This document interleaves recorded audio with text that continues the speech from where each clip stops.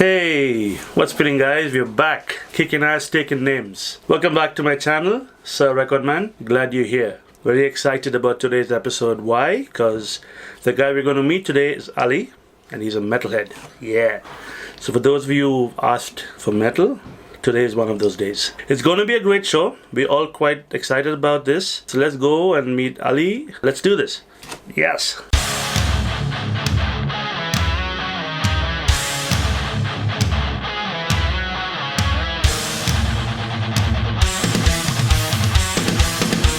Hey guys, welcome back to the next episode. Today we got Ali with us. Hey Ali. Hey welcome man. to the show, man. How are you? Thank you. Most welcome.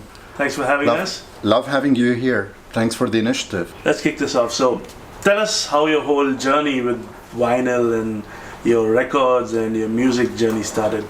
Sure. I say mentally I'm 6 years old, but in reality, unfortunately, on papers, I'm going to turn 44. And it started about 44 years ago, just right before I was born, because in the family there was music always around us. And even my grandparents play music, and all of the family are into either arts, design, architecture, and music. So I was kind of born into it, and it was around me, and I grew up with it. And started collecting cassettes and everything else, and then CDs and vinyls. It took me a while until I got to it when I moved to Spain and I was living there, because there were more of availability of vinyl over there. So that was in the 2000s. So, but again, the journey with music, it's been since the beginning and since forever. Sweet. Yeah. That's so awesome, man. So you started your vinyl journey as such around 2000. So Correct. that's a long time back. Yeah, it's been a while. It's been a while, and it's been moving through Saudi Arabia, then Spain, and then when I moved to Dubai in 2010. So here it grew dramatically, as you can see, and it happened while I've been traveling a lot for work. So I used to spend my weekends when I was away. I was doing a map for the record stores, let's say in Amsterdam or in Tilburg or in Barcelona or Madrid, and going there digging and trying to find the holy grails. Yeah. Cool. So where are you originally from? I'm Syrian. All right. Yeah. But you travel around a lot.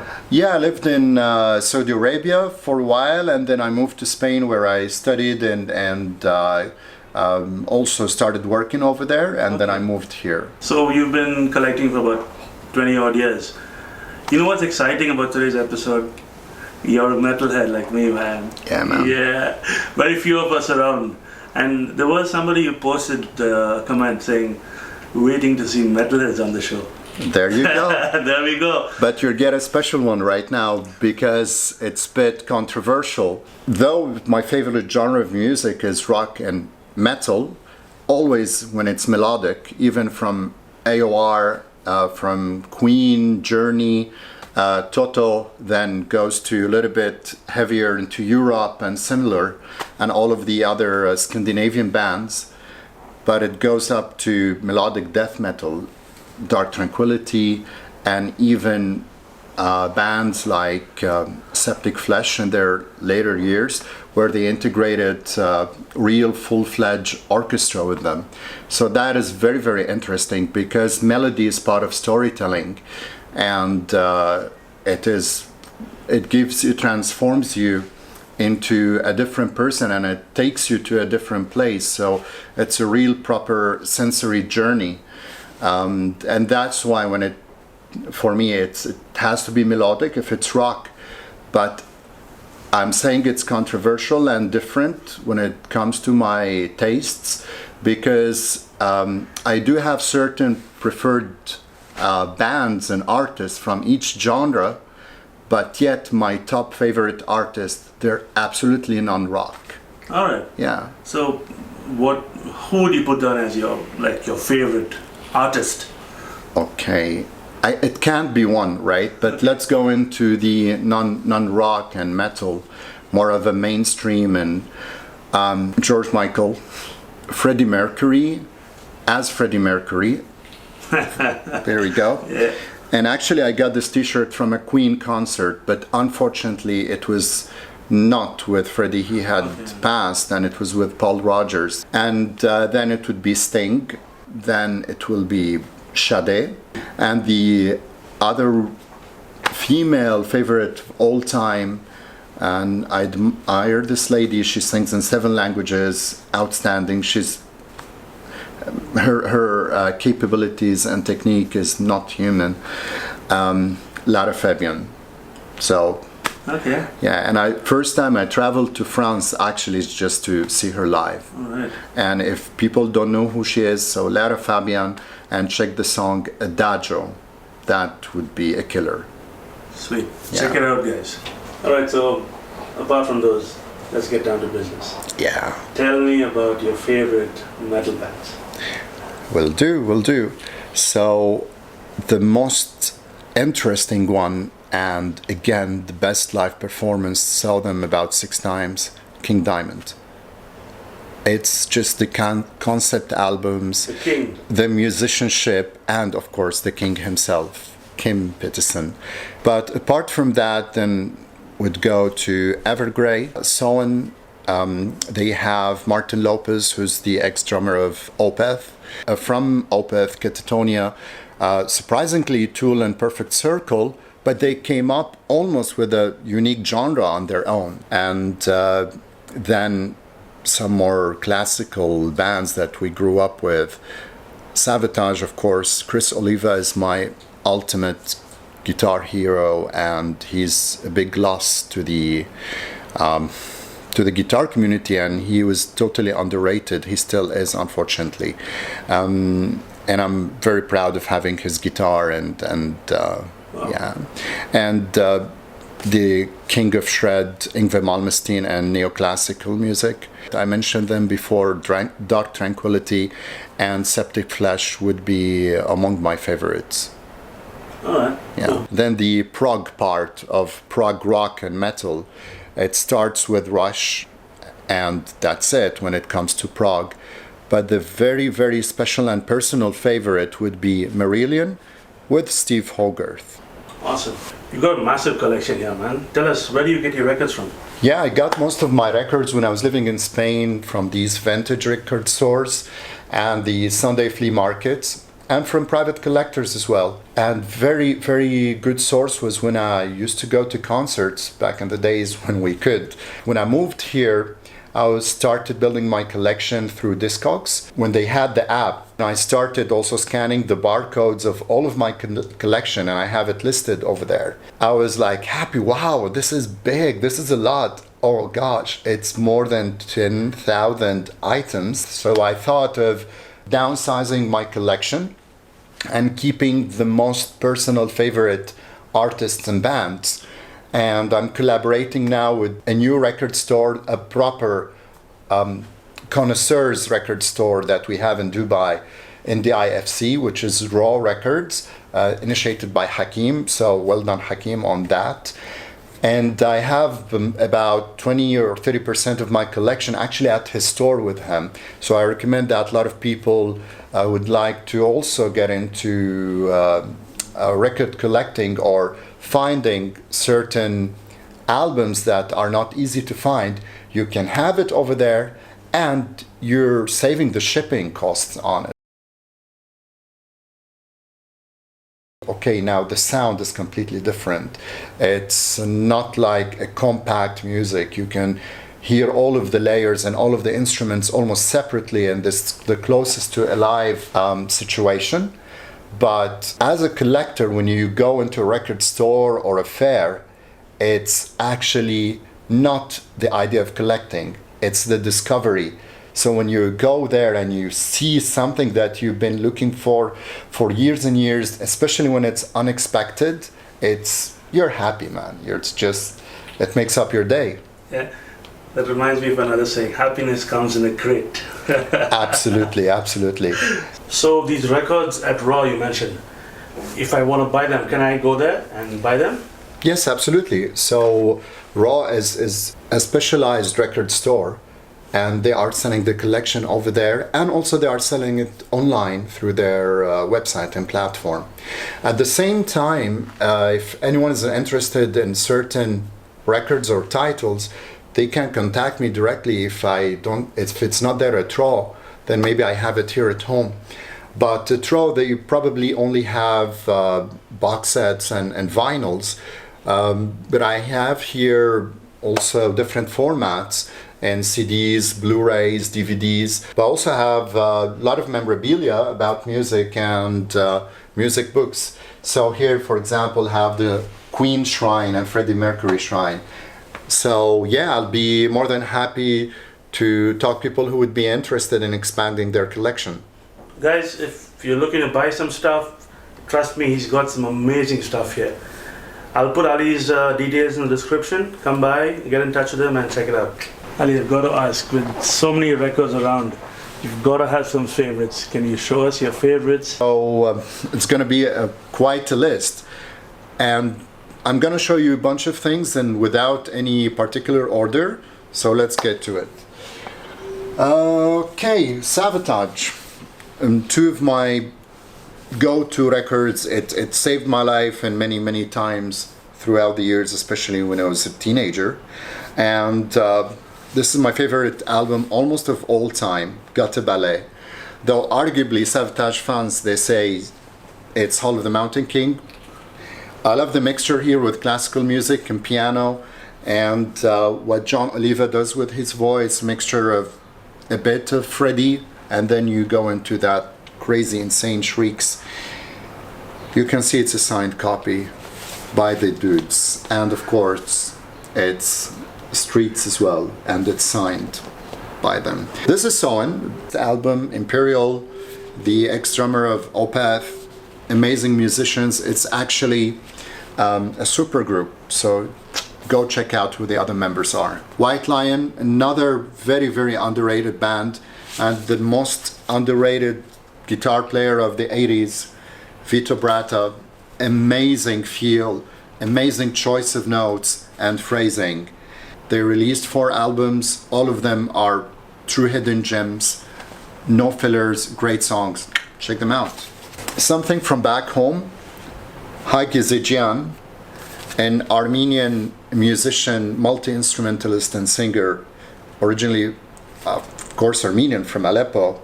He recorded this in the States, I guess, and even he played with Lorena McKennett at the Alhambra Palace in Spain. So I would say it's Oriental fusion jazz. This is Lara Fabian.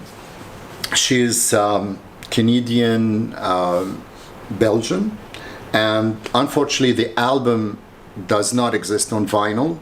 So this is only the single in English and in Italian.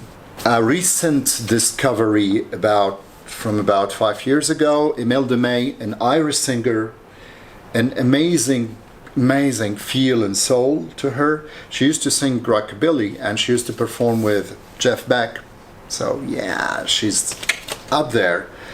Luckily, she performed at Dubai Opera a couple of years ago, and I got lucky to watch her live. I think it's the most beautiful song in the world, No Ordinary Love by Sade. It's very difficult to decide. Best album covers, best albums. It transcends genres. Everything Queen did here. And they took risks, and it's beyond anything else that's been done in music. Rest in peace, Freddie. Innuendo, the first song that I learned how to play on the guitar. There you go. The Gentleman, Joe Bonamassa. This guy, he when he was very young, he watched Cream live in Royal Albert Hall, and he wanted to play like Eric Clapton. And this concert, Eric Clapton's plays with him. Marillion, again, my favorite album, favorite track would be Out of This World, and one of the best solos ever played in humanity. They did magic in this album. 3 people, you will hear a production of almost 30 musicians at once. It is one of the best albums in the world. It's been on the top of the Billboard for a very long time, and it's like a greatest hits. no fillers, amazing tracks, and the lifesaver, especially if you're born in the 80s. Going back to our Swedish friends, Evergrey, their latest album, and the one from a couple of years ago, beautiful, beautiful production, beautiful concept. You can't miss it. Heartbreaking, one of the other heroes that we lost, Gary Moore, rest in peace. Double trouble, double heartache with Whitesnake and David Coverdale. Maybe some of my other prized collection, the signed copies of Camelot, Poetry for the Poison, and Europe. So there you go. So Ali, everyone has the Holy Grail. Show us yours. Okay. There are actually two types of Holy Grails. The ones that do exist, and I'm going to show you that, and the ones that do not exist. And the ones that do not exist are, for me, probably two albums if I would want to choose. It would be Alter Bridge, the first album. It does not exist on record. If anyone knows otherwise, please save me. And the other one would be Journey with Steve Perry, the album Trial by Fire. Unfortunately, it does not exist. Do have the singles from that record, but not the full LP. The ones that exist, and I found them, are Steve Perry, second solo album, For the Love of Strange Medicine. Oh my gosh. And now it sells for relatively high price, not the most expensive though, but very rare to find. It's around 300 to 500 euros, I guess, on Discogs, if you could find it. And the other one that is Symphonica from George Michael, the latest release before his untimely passing, unfortunately.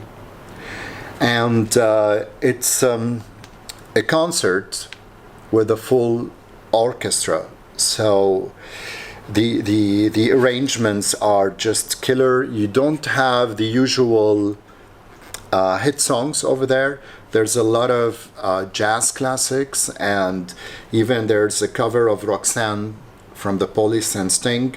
So it's insane. It's insane. It's a big loss, this gentleman. I hope he had done more music, but he had done a lot of good, and we came to know about it after his passing with a lot of philanthropy. Amazing human being. This record now is being sold on Discogs for about 5,000 euros. Yes, 5000 euros. Luckily, I found another sealed copy, and I bought it in Spain long time ago when it was not that expensive, and now it's at Raw Record Store in the IFC with our friend Hakim. So if anyone is getting jealous, there's your chance. Man, this is amazing. Yeah. What's that? Oh gosh. Are you ready for it? The great Ronnie James Dio. A signed picture, a hand-signed picture with an authenticity certificate. There you go. So about the audio setup that I have here, I have as turntable a pro-ject Experience 2, and I'm using Klipsch for the speakers and the subwoofer, and it's also a home theater at the same time. So I can use it in a stereo mode to listen to analog records, and at the same time I can use it as a home theater, as a movie fanatic as well. And for the amp, it's Onkyo. So it's a very straightforward, simple, but very, very efficient setup. Hey Ali, Hey. Thank you so much, man, for letting us come here, and you have a really beautiful place. Thanks for letting us go through your collection. You've got some amazing records, man, seriously. Thank you. This is something small, it's not black, but you can have black coffee in it. This is from us, and I just want to thank you once again. Thank you, Fabian. Thank you, Dubai Record Collective. And here are, I will have it in my treasured collection. Thank you again for the initiative and for building the community. And looking forward to meeting the other members personally, hopefully one day. Thank you. Thanks, man. Oh man, take care. You too. What's up?